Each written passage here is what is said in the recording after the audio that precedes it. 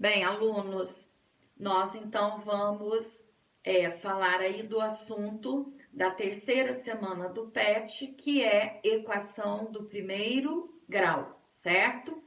Então, vou explicar para vocês aí a definição de uma equação, né?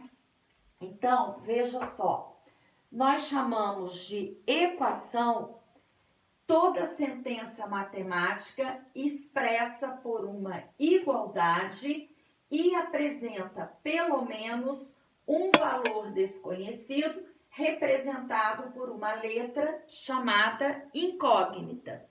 Então, coloquei aqui esse exemplo, ó, menos 3x mais 7 igual a 18. Então, observem, é uma sentença matemática, ela é expressa pela igualdade, tem que existir aqui o sinal de igualdade e tem que existir uma letra, certo? Essa letra pode ser X, pode ser Y, pode ser A, e ela é chamada de incógnita, ou seja, é um valor que nós desconhecemos, né?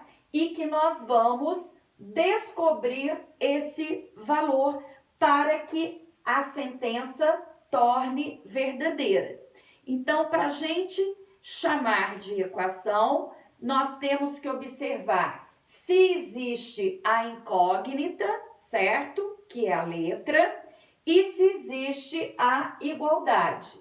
Agora, por que ela é chamada de equação do primeiro grau? Porque nós temos também a equação do segundo grau.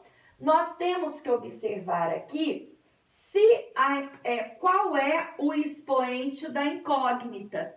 Quando esse expoente não aparece, significa que ele é um expoente que fica oculto, certo? E aí nós podemos então denominá-la de equação do primeiro grau, porque o expoente 2, por exemplo, ele já fica explícito. Aí já seria uma equação do segundo grau, certo?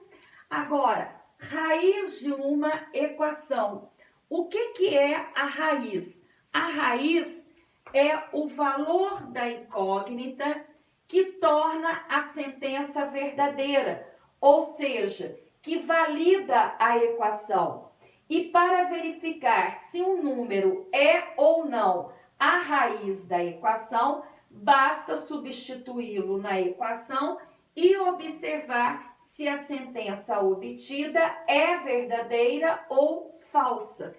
Então, por exemplo, eu posso pegar esta equação aqui, menos 3x mais 7 igual a 18. Se eu quero verificar se um determinado número é a raiz, é a solução dessa equação, eu vou pegar esse determinado número e vou substituir aqui no lugar da letra, certo?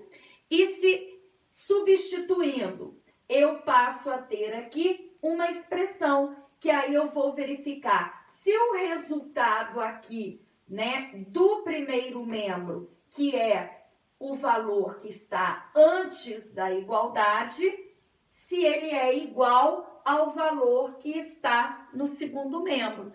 Quando acontece essa igualdade, nós temos a certeza de que aquele número é a raiz da equação, certo? E no próximo vídeo, então, eu vou fazer para vocês a demonstração, né? Ou melhor, a verificação se aquele número é ou não, ou aqueles números, né? Se eles são ou não raízes da equação. Porque a equação do primeiro grau, ela pode ter mais de uma raiz, mais de uma solução, certo?